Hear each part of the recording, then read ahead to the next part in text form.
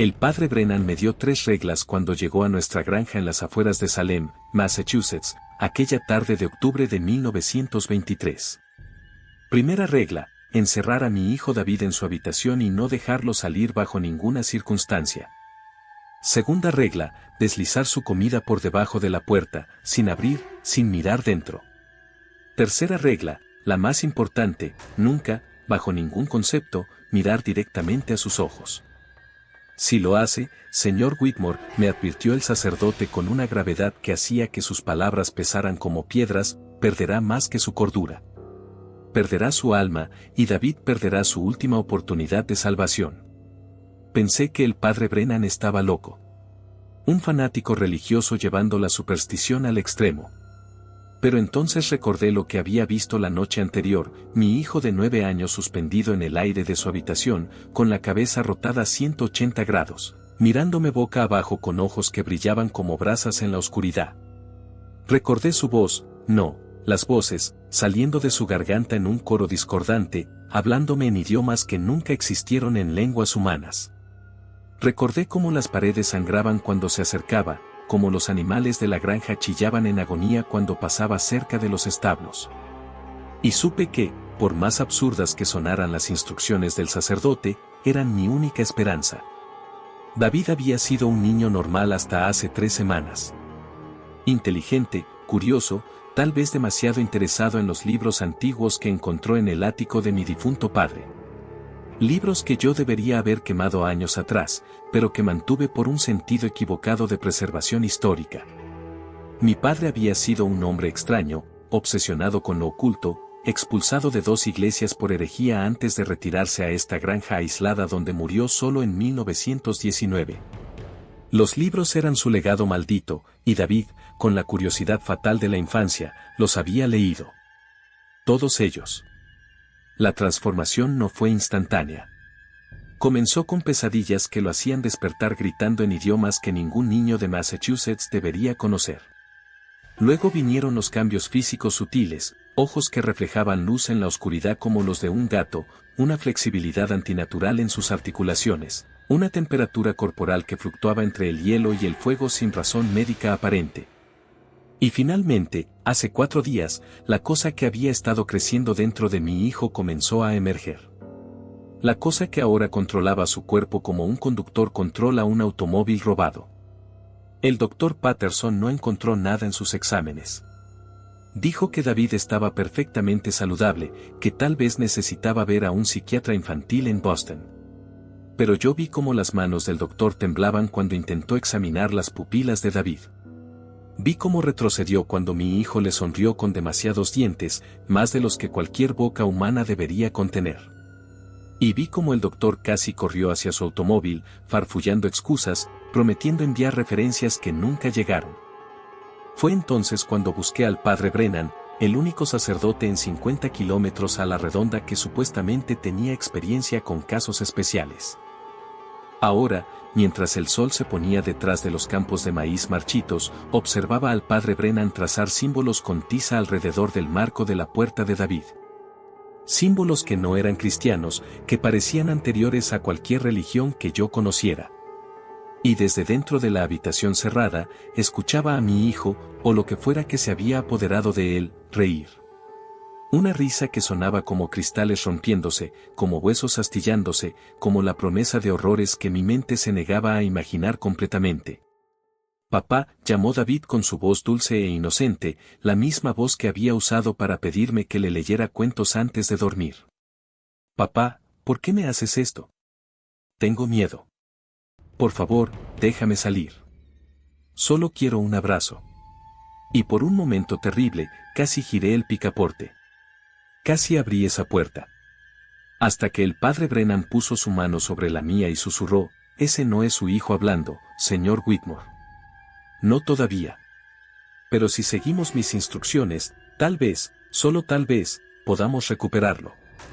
Mi nombre es Thomas Wedmore, tengo 38 años, y soy granjero de 3ª generación en Salem, Massachusetts. Nunca fui un hombre religioso. Mi esposa Eleanor murió dando a luz a David hace 9 años, y ese día decidí que si existía un Dios, no era uno que mereciera mi devoción. Crié a mi hijo solo, con la ayuda ocasional de la señora Hutchins del pueblo, enfocándome en lo tangible, la tierra, las cosechas, los números en el libro de contabilidad. Lo sobrenatural era superstición para mentes débiles. Hasta que dejó de serlo. Escribo esto en noviembre de 1923, sentado en la cocina de una casa que ahora se siente como una prisión. Han pasado 12 días desde que el padre Brennan llegó con sus reglas imposibles. 12 días desde que encerré a mi hijo en su habitación. 12 días de escuchar cosas que ningún padre debería escuchar saliendo de detrás de esa puerta cerrada, rasguños en las paredes, susurros en múltiples voces. El sonido de algo arrastrándose por el techo cuando sé que David debería estar en el suelo. Y sobre todo, sus súplicas constantes para que lo mire, para que abra la puerta, para que encuentre sus ojos con los míos. Si estás leyendo esto y tienes hijos, escúchame bien, hay conocimiento que no debe ser descubierto. Hay libros que no deben ser leídos. Hay puertas en este mundo que, una vez abiertas, no pueden cerrarse fácilmente. Mi padre lo sabía. Por eso vivió aislado. Por eso murió solo. Y por eso dejó instrucciones específicas de quemar su biblioteca después de su muerte. Instrucciones que ignoré por orgullo, por curiosidad académica, por la arrogancia de creer que la razón podía protegerme de todo. Estaba equivocado. El padre Brennan dice que tenemos 3 semanas antes de que la transformación sea irreversible. 3 semanas para realizar un ritual que la Iglesia Católica oficialmente niega que exista, usando métodos que fueron prohibidos por el Vaticano en 1647 después de lo que llamaron los incidentes de Loudun. 3 semanas antes de que la cosa dentro de David consuma completamente lo que queda de mi hijo y use su cuerpo como ancla permanente en nuestro mundo. Y durante esas 3 semanas, no puedo abrir esa puerta. No puedo mirar sus ojos. No puedo ceder a cada instinto paternal que me grita que proteja a mi hijo, porque hacerlo sería condenarlo para siempre. Esta es la historia de cómo perdí a mi hijo 2 veces, primero cuando leyó las palabras equivocadas en los libros equivocados, y luego cuando tuve que seguir las instrucciones de un sacerdote que parecía más brujo que hombre de Dios. Es la historia de 3 semanas en el infierno, viviendo bajo el mismo techo que algo que usa la cara de mi hijo como máscara. Y es una advertencia, porque lo que le sucedió a David puede sucederle a cualquiera. El conocimiento prohibido no discrimina. Solo espera. Y cuando encuentra una mente lo suficientemente curiosa, lo suficientemente inocente, lo suficientemente abierta, entra. Y nunca se va sin pelear. Todo comenzó 3 semanas antes, en una tarde lluviosa de octubre cuando el viento aullaba entre los árboles desnudos que rodeaban nuestra propiedad. David había regresado de la escuela empapado y temblando, no por el frío sino por algo que había visto en el camino a casa. Papá, me dijo mientras lo secaba junto al fuego de la chimenea, hay algo en el viejo granero del abuelo. Algo que me llamó por mi nombre. Le dije que eran trucos del viento, imaginación infantil alimentada por las historias de fantasmas que los niños del pueblo se contaban. Pero vi el miedo genuino en sus ojos, y una parte de mí, una parte que había estado durmiendo desde la muerte de mi padre, se despertó con una sensación de inquietud primitiva. Esa noche, después de acostar a David, fui al granero. No había pisado ese lugar en 4 años, desde que encontré el cuerpo de mi padre colgando de las vigas, rodeado de círculos dibujados en el suelo con lo que los investigadores asumieron era pintura roja pero que yo sabía era sangre. La puerta chirrió al abrirse, y el olor que emergió era de tierra húmeda, moho, y algo más. Algo orgánico y podrido que no debería estar presente en un edificio cerrado. Con mi linterna iluminé el interior, y todo parecía como lo había dejado, herramientas oxidadas, fardos de heno descomponiéndose, las vigas donde mi padre había elegido terminar su vida. Pero en el rincón más alejado, donde la luz de mi linterna apenas alcanzaba, vi algo que me heló la sangre. Huellas. Huellas pequeñas, del tamaño de las de David, formando un patrón circular alrededor de lo que había sido el altar improvisado de mi padre. Regresé a la casa y subí directamente a la habitación de David. Estaba dormido, o eso parecía, pero sus labios se movían silenciosamente, susurrando palabras que no pude distinguir. Me acerqué, inclinándome sobre su cama, y fue entonces cuando sus ojos se abrieron de golpe. Pero no me miraban. Estaban fijos en el techo, completamente negros de pupila a pupila, sin rastro de blanco. Vienen, susurró con una voz que no era completamente suya. Los que esperaron. Los que el abuelo prometió. Vienen a través de mí. Entonces parpadeó, y sus ojos eran normales de nuevo, azules y confundidos. Papá. ¿Por qué estás en mi habitación? No recordaba nada. Había estado sonámbulo, decidí. Trauma por la historia del granero. Nada más. A la mañana siguiente, encontré los libros. David había construido una especie de fortaleza con mantas en un rincón de su habitación, y dentro de ella había apilado 6 de los volúmenes más peligrosos de la colección de mi padre. Libros que yo había guardado en un baúl cerrado con llave en el ático, un baúl al que solo yo tenía acceso. O eso creía. ¿Cómo conseguiste estos?, le pregunté, intentando mantener la calma aunque el pánico crecía en mi pecho. David me miró con una inocencia que parecía genuina. Estaban en mi cama cuando desperté hace 2 semanas, papá. Pensé que tú los habías dejado. Son muy interesantes.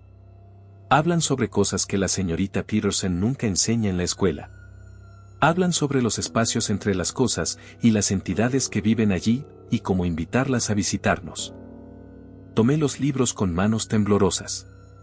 Reconocí los títulos: Karls des Gaules en francés medieval, un Aussprechlichen Kulten en alemán, y peor aún, una copia manuscrita de algo que mi padre había etiquetado simplemente como el compendio de Sussex, no leer bajo ninguna circunstancia. Las páginas estaban manchadas con notas en la caligrafía infantil de David, subrayados, dibujos en los márgenes de símbolos que parecían moverse cuando los mirabas periféricamente. David, le dije, arrodillándome frente a él y tomando sus pequeñas manos entre las mías, ¿leíste las palabras en voz alta? ¿Recitaste algo de lo que está escrito aquí? Él asintió con entusiasmo. Sí. Son como poemas, papá. Los dije todas las noches antes de dormir durante 2 semanas. Algunos en el granero, donde el eco los hace sonar más bonitos. ¿Hice algo malo? Quemé los libros esa misma tarde en un barril detrás de la casa, observando cómo las páginas se retorcían y ennegrecían, liberando humo que olía a azufre y carne quemada. Mientras las llamas consumían el último de los volúmenes, escuché a David gritar desde su habitación. Corrí escaleras arriba y lo encontré en el centro de su cuarto, convulsionando, con espuma saliendo de su boca y los ojos rodados hacia atrás mostrando solo lo blanco. Duró 5 minutos eternos. 5 minutos durante los cuales sostuve a mi hijo mientras su cuerpo se sacudía con una fuerza que no debería poseer, mientras gruñidos y sílabas incomprensibles borboteaban desde su garganta. Cuando finalmente se detuvo, colapsó en mis brazos, inconsciente pero respirando. Lo acosté en su cama y me senté junto a él toda la noche, observando, esperando, rezando a un Dios en el que no creía que esto fuera solo una convulsión médica, nada más. Pero sabía la verdad. La había sabido desde el momento en que vi esos libros en su fortaleza de mantas. Mi padre no se había suicidado. Algo lo había consumido después de años de experimentar con conocimientos que ningún ser humano debería poseer. Y ahora, ese mismo proceso había comenzado en David. Las palabras que había recitado no eran simplemente poemas. Eran invocaciones. Llamadas. Puertas abiertas con sintaxis y fonética, permitiendo que algo del otro lado percibiera nuestra dimensión y buscara un anclaje. Y mi hijo, con su mente joven y maleable, había ofrecido involuntariamente ese anclaje. Durante los siguientes 3 días, David pareció recuperarse. Volvió a la escuela, jugó con sus juguetes de madera, ayudó con las tareas de la granja alimentando a las gallinas y recogiendo huevos. Pero había pequeños signos, detalles que solo un padre notaría. La forma en que sostenía su tenedor al comer, con el puño cerrado como un cavernícola en lugar de con los modales que le había enseñado. La forma en que sus ojos seguían movimientos que yo no podía ver, rastreando algo invisible que se movía por las esquinas de las habitaciones. La forma en que los animales reaccionaban ante él, las gallinas dejaban de poner huevos cuando se acercaba, el perro de la granja se escondía debajo del porche y se negaba a salir. Los gatos callejeros que solían rondar la cocina desaparecieron completamente. El cuarto día, la señora Hutchins vino a dejarnos pan recién horneado como hacía cada semana. Era una mujer robusta de 50 años que había conocido a 3 generaciones de Whitmores y no se asustaba fácilmente. Pero cuando David bajó las escaleras para saludarla, vi cómo su rostro se volvía del color de la ceniza. Thomas, me susurró mientras David volvía a su habitación, ese niño, algo anda mal con ese niño. Sus ojos. Dios mío, sus ojos. Cuando me miró, vi. Se detuvo, temblando, incapaz de continuar. Vi cosas. Lugares. Como si dentro de él hubiera ventanas a algún lugar donde no debería haber ventanas. Salió de la casa rápidamente, murmurando excusas sobre tareas olvidadas, y no ha regresado desde entonces. Esa noche fue cuando sucedió. Me desperté a las 3 de la madrugada, la hora que los viejos libros llamaban la hora del diablo, con la sensación de que algo estaba terriblemente mal. La casa estaba en silencio, pero era un silencio antinatural, denso, como si el aire mismo estuviera esperando algo. Salí de mi habitación y vi luz filtrándose por debajo de la puerta de David. No luz de lámpara o vela, sino una luminiscencia verdosa, pulsante, como algo vivo. Empujé la puerta lentamente, y lo que vi al otro lado destruyó cualquier ilusión que había mantenido sobre la naturaleza natural de la enfermedad de mi hijo. David flotaba. No a centímetros del suelo como había leído en historias de fantasmas baratas, sino a 2 metros de altura, suspendido horizontalmente con su espalda arqueada en un ángulo que debería haber roto su columna. Su ropa de dormir colgaba hacia abajo, confirmando que la gravedad aún funcionaba normalmente para todo excepto para él. ¿Y sus ojos? Dios misericordioso, sus ojos. Estaban abiertos y mirándome, pero no eran los ojos de mi hijo. Eran pozos de luz verde brillante sin pupilas, sin iris, solo esa luminiscencia alienígena que parecía extenderse infinitamente hacia atrás en su cráneo. Su boca se abrió, y lo que salió no fue su voz. Thomas Wetmore, dijeron las voces, 3, 5, tal vez docenas superpuestas, usando su garganta como instrumento. Guardián ignorante del umbral. Tu padre nos prometió entrada. Tu padre nos ofreció sacrificio. Tu padre falló en el último momento, el cobarde. Pero su sangre continúa. Su legado continúa. Y el niño ha abierto la puerta que él cerró con su muerte. El niño nos ha invitado. El niño será nuestro templo. Las paredes de la habitación comenzaron a sangrar. No metafóricamente, sino literal, físicamente sangrar, con líquido rojo oscuro goteando desde el papel tapiz, formando charcos en el suelo, llenando el aire con un olor a hierro y podredumbre. Y en ese momento, mientras mi hijo flotaba en esa obscenidad de luz verde con voces antiguas saliendo de su boca, supe que había perdido. Había perdido antes de que la batalla comenzara. Corrí. No me enorgullece admitirlo, pero corrí. Bajé las escaleras, salí de la casa, y conduje a través de la noche hasta el pueblo, hasta la rectoría de la iglesia de San Sebastián, donde golpeé la puerta hasta que el padre Brennan abrió en ropa de dormir, con expresión irritada que rápidamente cambió a alarm cuando vio mi estado. Le conté todo sin respirar, sin pausas, esperando que me llamara loco, que me rechazara, que me dijera que buscara ayuda psiquiátrica. Pero el padre Brennan simplemente asintió, como si hubiera estado esperando esta llamada durante años. Lo he visto antes, dijo con voz pesada. En Boston, en Baltimore, una vez en Nueva Orleans. Su padre no fue el primero en jugar con esos textos. No será el último. Pero su hijo todavía puede salvarse. Si actúa exactamente como le digo. Si sigue las reglas sin desviarse ni una sola vez. ¿Puede hacer eso, señor Whitmore? ¿Puede encerrar a su hijo y no mirarlo a los ojos, sin importar cuánto suplique, sin importar cuánto llore? Asentí, sin saber todavía lo difícil que sería mantener esa promesa. El padre Brennan llegó a mi granja con el amanecer, conduciendo un automóvil negro cargado con maletas que tintineaban con el sonido de frascos de vidrio y objetos metálicos. No venía solo.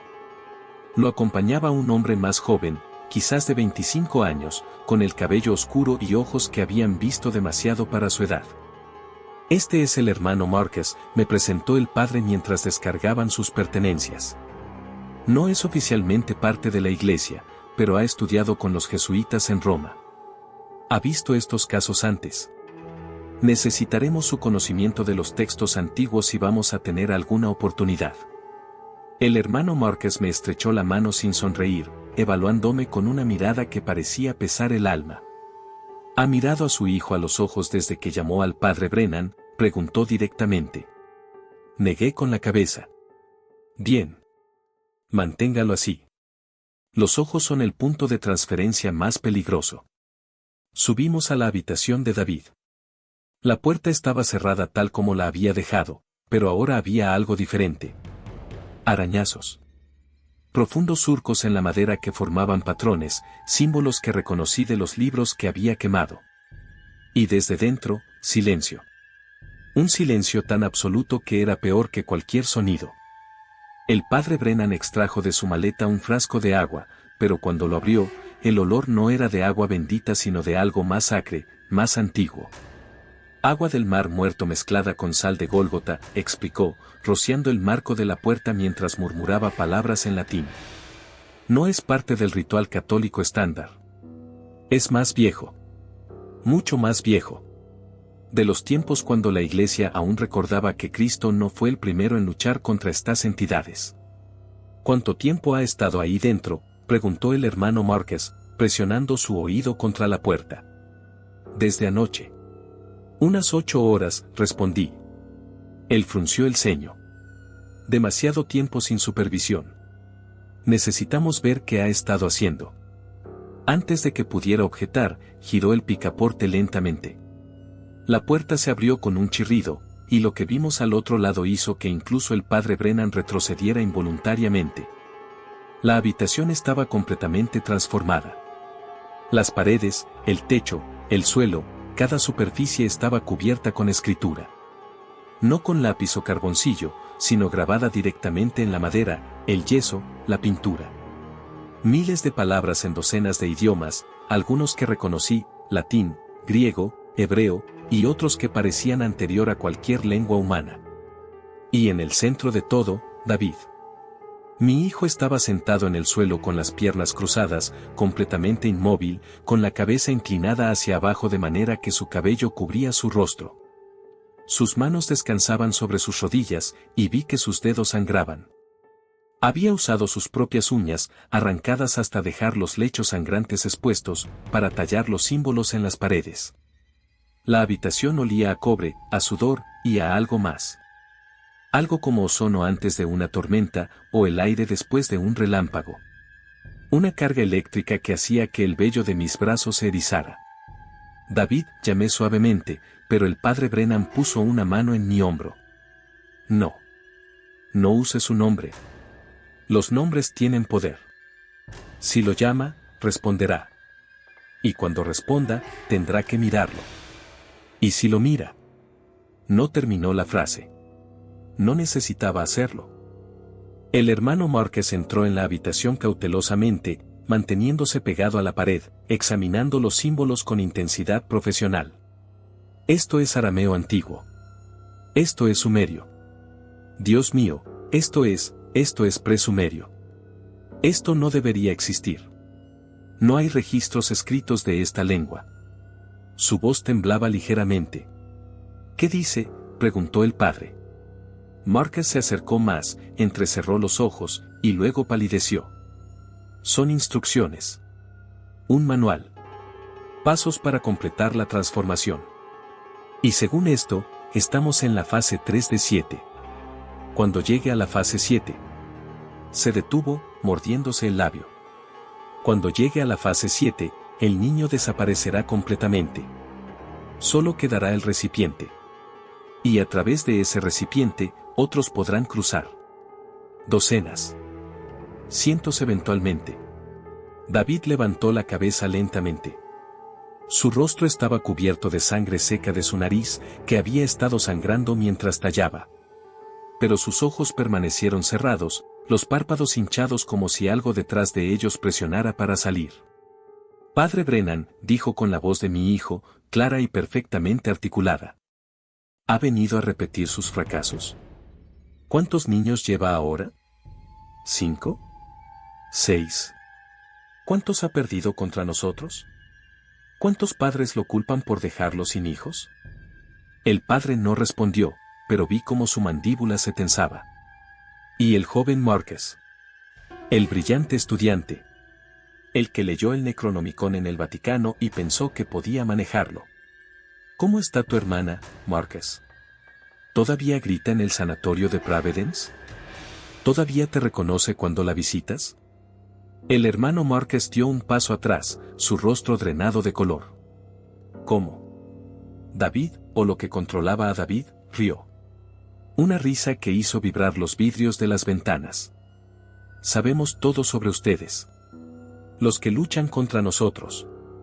Los que intentan cerrar las puertas. Estudian nuestras palabras, aprenden nuestros nombres, creen que eso les da poder. Pero cada vez que leen, cada vez que recitan, cada vez que intentan comprendernos, nos dejan entrar un poco más. Son nuestros misioneros involuntarios. Nuestros heraldos. Y ni siquiera lo saben. Los ojos de David comenzaron a abrirse lentamente, y todos gritamos al unísono, no. No miren. Salimos de la habitación a tropezones, cerrando la puerta con fuerza. El padre Brennan estaba temblando, sudando a pesar del frío de noviembre que penetraba la casa. Necesitamos acelerar el proceso, jadeó. Pensé que teníamos 3 semanas. Pero si ya está en la fase 3, tenemos días. 1 semana como máximo. Marcus asintió, limpiándose el sudor de la frente con una manga temblorosa. Necesitamos los ingredientes para el ritual de separación. Y necesitamos comenzar a preparar a señor Whitmore. Porque el ritual requiere que él sea quien lo realice. Un extraño no puede romper la conexión. Debe ser alguien con un vínculo de sangre. Alguien que ame al recipiente más de lo que teme a lo que hay dentro. Me llevaron a la cocina y extendieron sobre la mesa documentos que parecían haber sido copiados a mano de textos aún más antiguos. Diagramas de círculos dentro de círculos, listas de ingredientes en latín y otros idiomas, advertencias escritas en tinta roja que parecía ser sangre. El ritual de separación no es un exorcismo, explicó el padre Brennan mientras yo intentaba comprender lo incomprensible. Los exorcismos asumen que hay un demonio externo atacando a una víctima inocente. Pero esto es diferente. Su hijo invitó a esta entidad. Inconscientemente, inocentemente, pero la invitó. Abrió una puerta dentro de sí mismo. Y ahora esa entidad está fusionándose con él a nivel celular, molecular, tal vez incluso más profundo.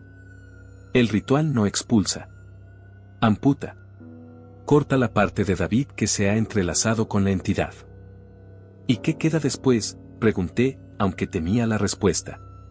Marcus me miró con una compasión terrible. Menos que antes. Siempre queda menos.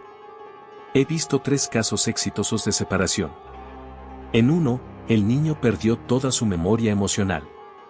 Reconocía a sus padres, sabía datos, hechos, podía funcionar. Pero no sentía nada. Ni amor, ni miedo, ni alegría. Vivió hasta los 30 como un autómata biológico antes de suicidarse sin mostrar ninguna emoción. En otro caso, la niña perdió todo lenguaje. Nunca volvió a hablar, ni a escribir, ni a comunicarse de ninguna manera compleja. Y en el tercer caso, se detuvo, intercambiando una mirada con el padre Brennan. En el tercer caso, el niño sobrevivió intacto. Completamente intacto. Fue hace 8 años. Ahora tiene 17. Vive una vida normal. Pero cada noche sueña con lo que perdió. Y nos ha dicho que eso que vivía dentro de él todavía lo llama. Todavía intenta regresar. Pasamos las siguientes horas revisando el ritual. Tenía que memorizar palabras en idiomas que lastimaban mi garganta pronunciar.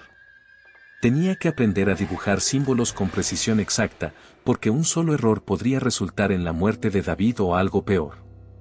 Y sobre todo, tenía que prepararme mentalmente para lo que el padre llamó el momento de decisión.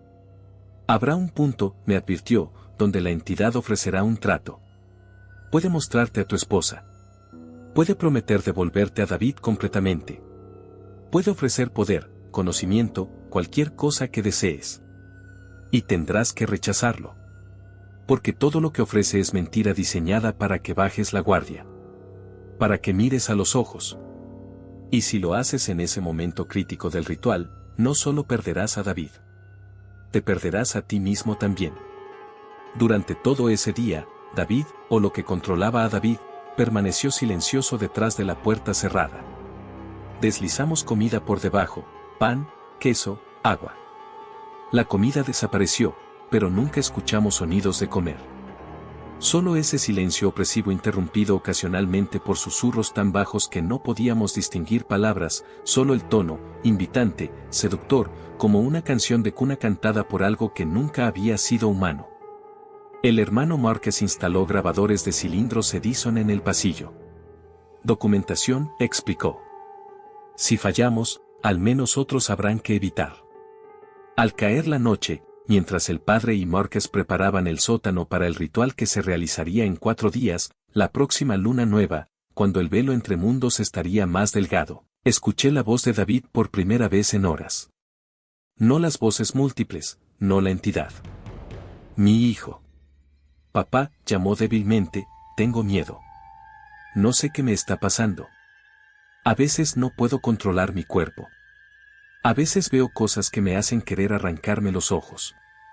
Por favor, papá. Por favor, ven a hablar conmigo. Solo quiero ver tu cara. Solo necesito saber que todavía me amas. Me derrumbé contra la pared fuera de su habitación, lágrimas corriendo por mi rostro. Era él. Sabía que era él. Podía distinguir la voz genuina de mi hijo de las imitaciones. Pero el padre Brennan me había advertido, usará momentos de lucidez de David para manipularte. La entidad puede retroceder temporalmente, dejar que David resurja, solo para que bajes la guardia. Mi mano se extendió hacia el picaporte. Casi lo giré. Casi abrí esa puerta. Hasta que escuché la risa.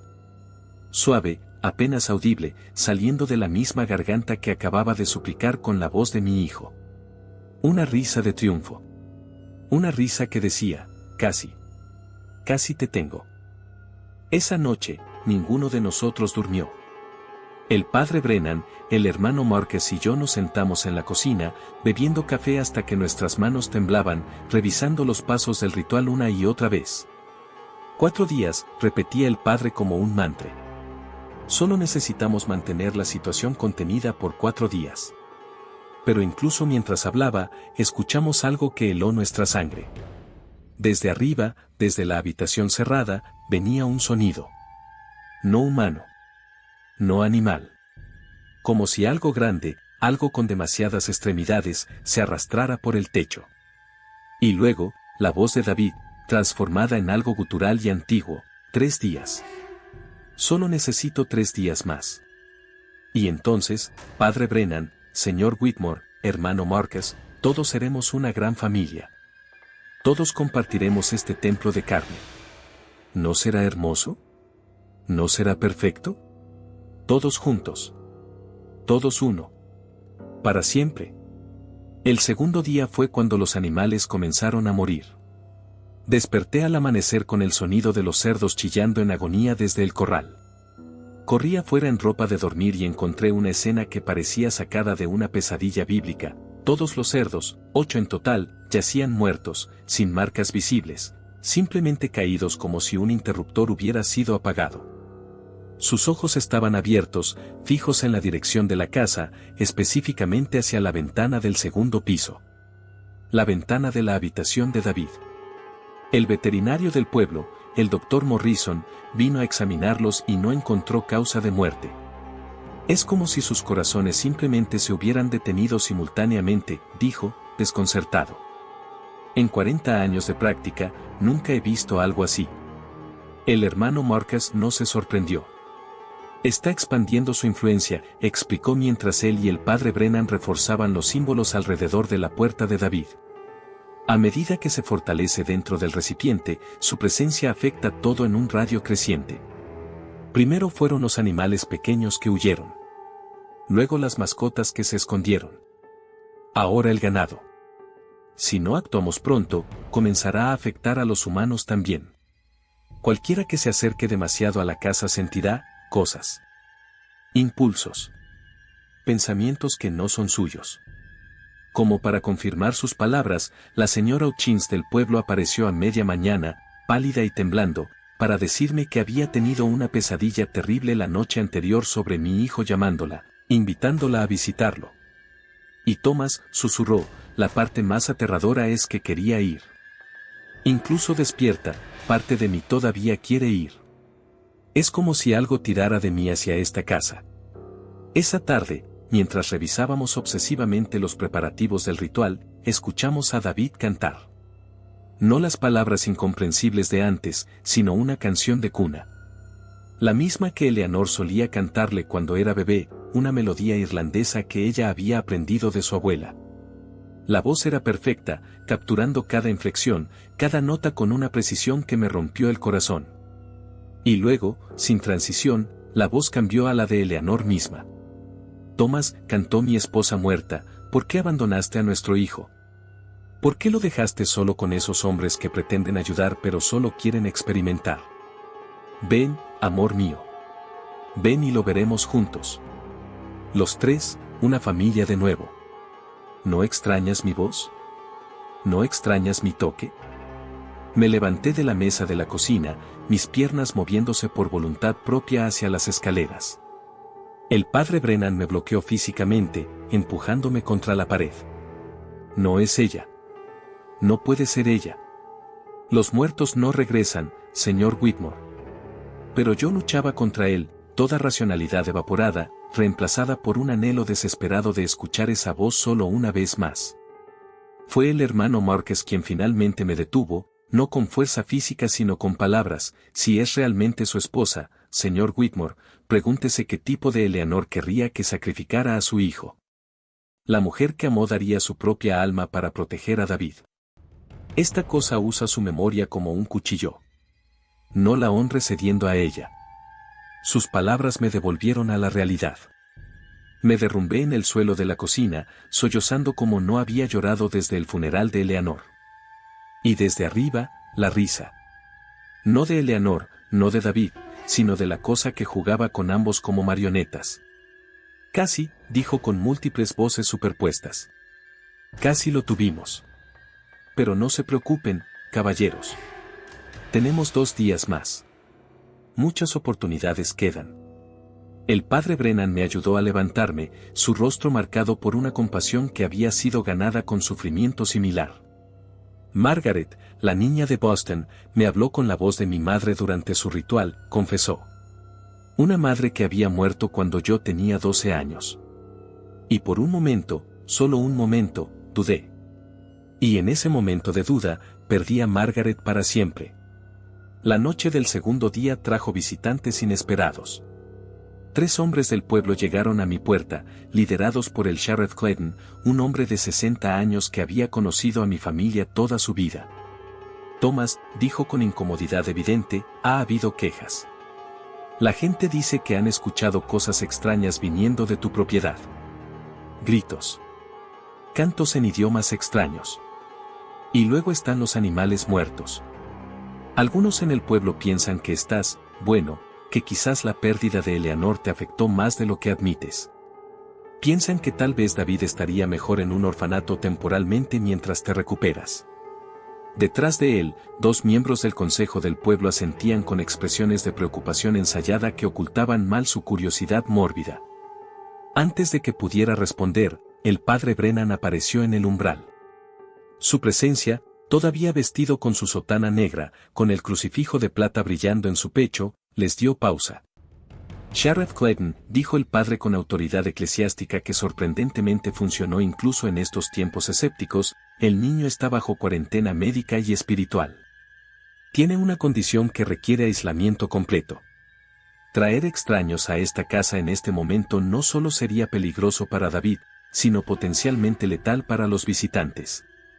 Clayton frunció el ceño. ¿Qué tipo de condición, padre? Brennan no pestañeó. El tipo que la medicina moderna no reconoce pero que la Iglesia ha documentado durante 2000 años. El tipo que hace que hombres racionales encuentren excusas para no mirar demasiado de cerca. Hubo un momento de silencio tenso.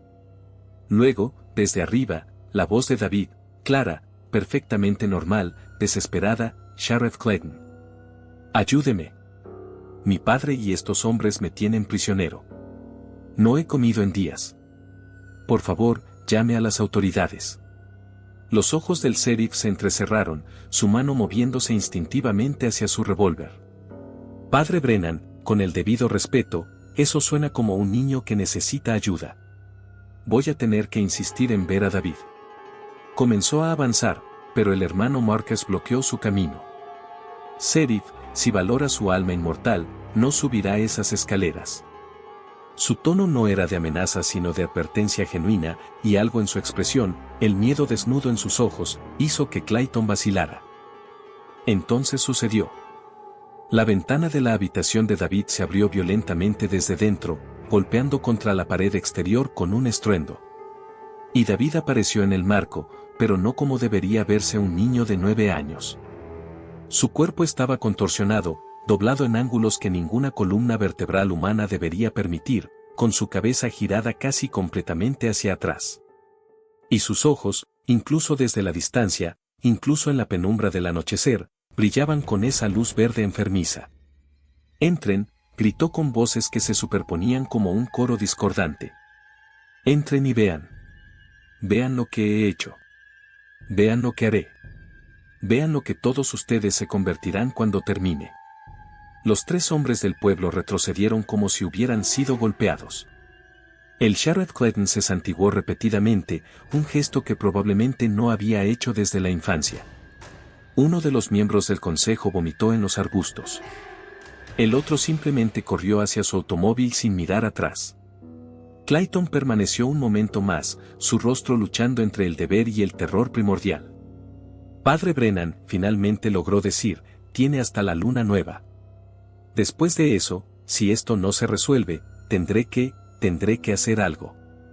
No sé qué, pero algo. Se fue rápidamente, y David, o la cosa dentro de David, rió desde la ventana antes de retroceder hacia la oscuridad de la habitación, cerrando la ventana con un golpe que hizo temblar toda la casa. El tercer día amaneció con niebla tan espesa que no podía ver más allá de 3 metros. Una niebla antinatural en noviembre, que no se quemaba con el sol sino que se espesaba, enroscándose alrededor de la casa como una entidad viva. Está creando un dominio, explicó Marcus mientras observábamos desde la ventana de la cocina. Transformando el ambiente alrededor del recipiente para que coincida con su dimensión nativa. Si la niebla continúa espesándose, eventualmente esta área completa se convertirá en un bolsillo de su mundo superpuesto al nuestro. Hemos visto esto antes. Pueblos enteros desaparecidos en nieblas que nunca se levantan. Ciudades donde los residentes comienzan a actuar de maneras extrañas, donde la geometría de los edificios parece cambiar cuando no los observas directamente. Pasamos el día en preparación frenética. El sótano fue transformado en una cámara ritual, con círculos dentro de círculos dibujados en el suelo de tierra con mezclas de sal, azufre y polvo de huesos de santos, o eso afirmó el padre Brennan, aunque me pregunté qué santo habría aprobado este uso de sus restos. Velas de cera negra fueron colocadas en configuraciones geométricas que lastimaban mirar directamente. Y en el centro, una silla de madera simple donde David sería atado durante el ritual. El momento más peligroso, me advirtió el padre mientras practicábamos los cánticos por 10ª vez, será cuando la entidad se dé cuenta de lo que está sucediendo. Luchará. Usará todo en su arsenal, miedo, amor, tentación, dolor, para detenerlo. Y tendrá acceso completo a todos los recuerdos de David, todas sus esperanzas y miedos, todo lo que alguna vez le dijo. Lo usará todo como arma contra usted. Esa noche, la última antes del ritual, ninguno de nosotros intentó dormir. Nos sentamos en la cocina, bebiendo café negro hasta que nuestros estómagos se retorcían, revisando cada paso hasta que las palabras perdieron significado. Y desde arriba, David, o lo que había sido David, cantaba. No en idiomas antiguos, no con voces múltiples, sino con su propia voz infantil, cantando todas las canciones que había aprendido en la escuela, todas las melodías que Eleanor le había enseñado. todas las rimas tontas que habíamos compartido. Era su forma de despedirse, pensé. La última vez que escucharía a mi hijo sonar como mi hijo antes de que comenzara el ritual de amputación espiritual que podría salvarlo o destruirlo completamente. A medianoche, el canto se detuvo. Un silencio absoluto descendió sobre la casa, tan completo que podía escuchar mi propio corazón latiendo, la sangre corriendo por mis venas, el tic-tac del reloj de pared resonando como tambores. Luego, la voz de David, tranquila, casi reflexiva: papá, sé que puedes escucharme. Sé que mañana intentarás arrancarme de mi hogar. Intentarás separarme de los que me mostraron maravillas. Y tal vez tengas éxito. Tal vez me dejes vacío, un cascarón de lo que pude haber sido. Pero quiero que sepas algo, parte de mí, la parte que todavía es tu hijo, te perdona. Porque entiendo que lo haces por amor. Y el amor, papá, es lo único que estos seres nunca comprenderán. Es nuestra única ventaja. Úsala mañana. Porque sin ella, ya has perdido. Las palabras me golpearon como puñetazos físicos. Porque eran verdaderas. Y porque venían de algún lugar profundo dentro de mi hijo donde la entidad aún no había alcanzado completamente. El amanecer en 4 horas, dijo el padre Brennan, mirando su reloj. Cuando salga el sol en la mañana de la luna nueva, comenzamos. Señor Whitmore, ¿está listo? Miré mis manos temblorosas, pensé en todo lo que podría salir mal, en todas las formas en que podría perder a mi hijo para siempre. Y luego pensé en David, el verdadero David, atrapado dentro de su propio cuerpo, observando mientras algo alienígena usaba sus manos, su voz, sus ojos. Estoy listo, dije. Y en ese momento, lo estaba. Porque el amor, como David había dicho, era nuestra única arma. Y estaba dispuesto a empuñarla hasta que mis manos sangraran. El amanecer de la luna nueva llegó envuelto en una oscuridad que parecía demasiado espesa para ser natural. El sol salió, técnicamente, pero su luz apenas penetraba la niebla que ahora cubría toda la propiedad como un sudario gris verdoso. A las 6 de la mañana, el padre Brennan, el hermano Marcus y yo subimos las escaleras hacia la habitación de David. Cada paso parecía más pesado que el anterior, como si la gravedad misma aumentara a medida que nos acercábamos a esa puerta marcada con símbolos de protección que ahora parecían insuficientes, patéticos incluso. Recuerde, me susurró el padre mientras su mano descansaba sobre el picaporte, no importa lo que vea, no mire sus ojos. Mantenga su mirada en su frente, su barbilla, cualquier lugar excepto sus ojos. Ese es el canal principal de la entidad. Abrimos la puerta. La habitación había cambiado de nuevo durante la noche. Los símbolos tallados en las paredes ahora brillaban con una fosforescencia débil, pulsando al ritmo de un corazón.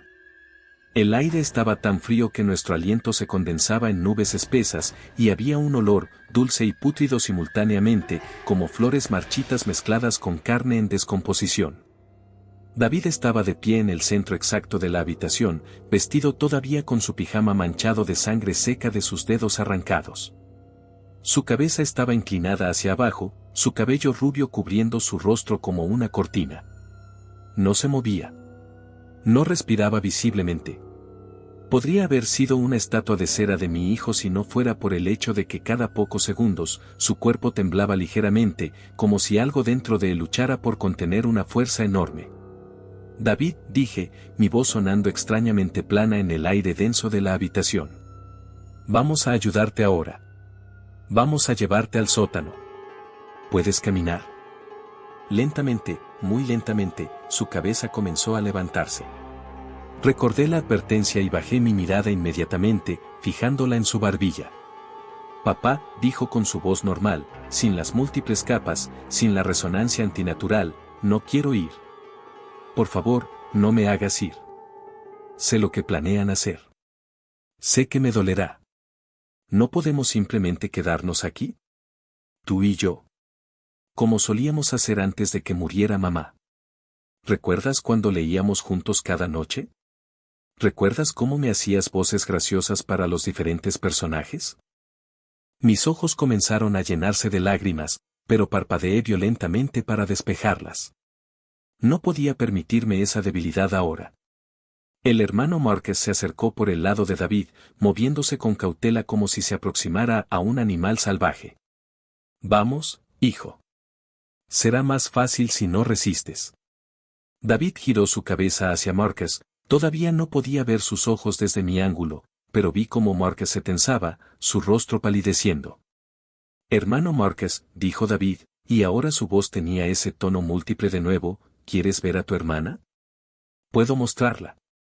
Puedo mostrarte exactamente lo que ve, lo que siente, cada momento de cada día en ese lugar donde la encerraron. ¿Quieres sentir su dolor? ¿Su confusión? ¿Su pregunta constante de por qué su hermano la abandonó? Márquez trastabilló hacia atrás como si hubiera sido golpeado físicamente, pero el padre Brennan lo agarró y lo mantuvo firme. No escuches. Son mentiras diseñadas para debilitarte. Juntos, los dos hombres se movieron para flanquear a David, tomándolo por los brazos. Esperaba resistencia, esperaba que el cuerpo de mi hijo se retorciera con fuerza sobrehumana. Pero en lugar de eso, David simplemente se rió, una risa aguda, infantil, horrible en su normalidad.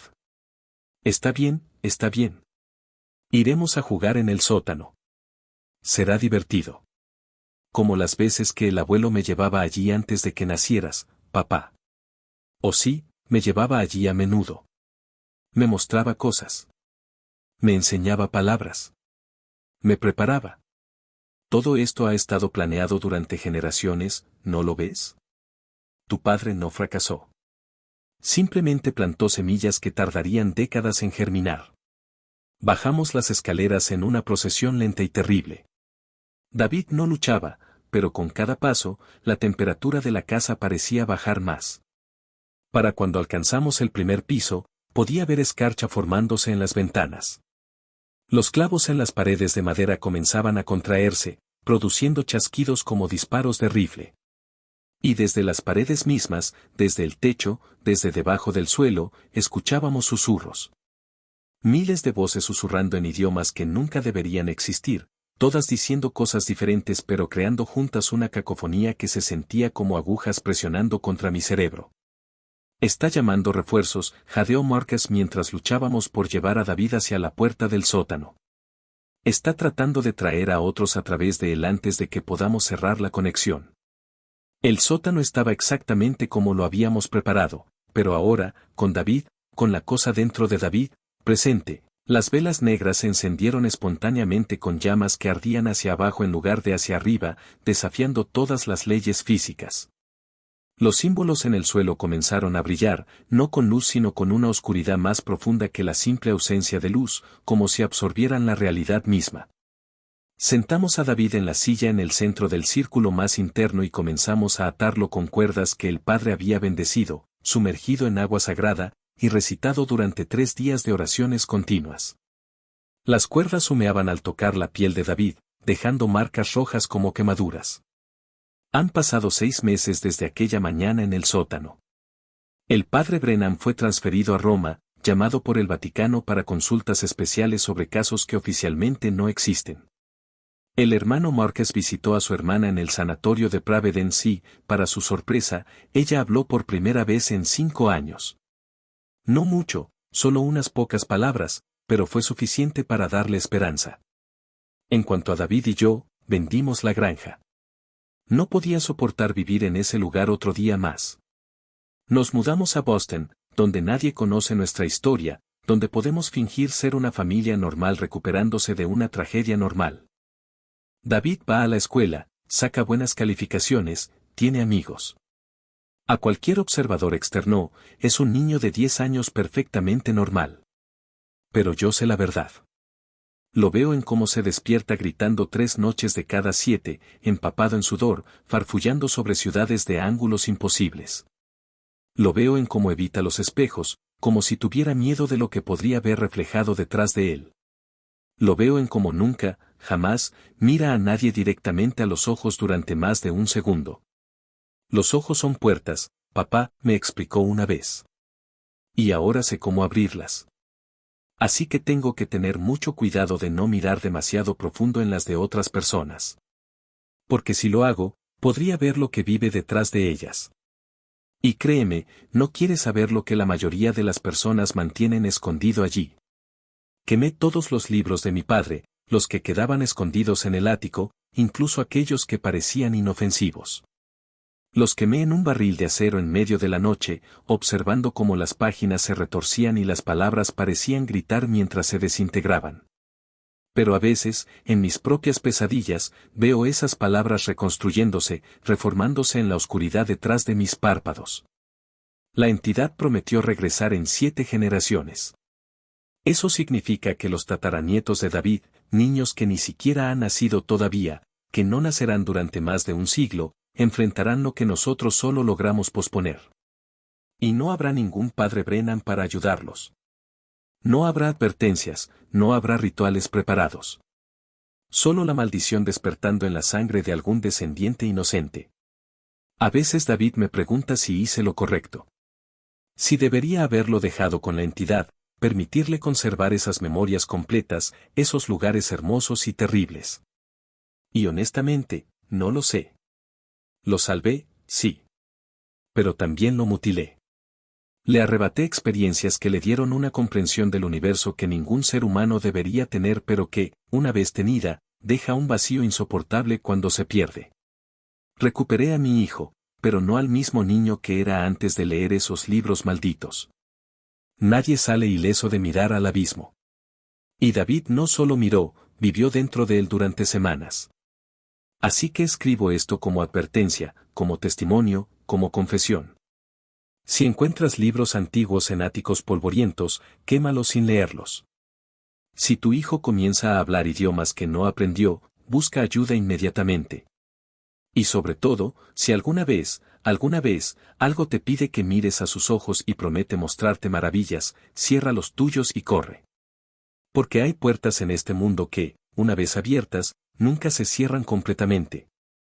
Y algo siempre está esperando del otro lado, paciente e inmortal, sabiendo que eventualmente, inevitablemente, alguien volverá a llamar.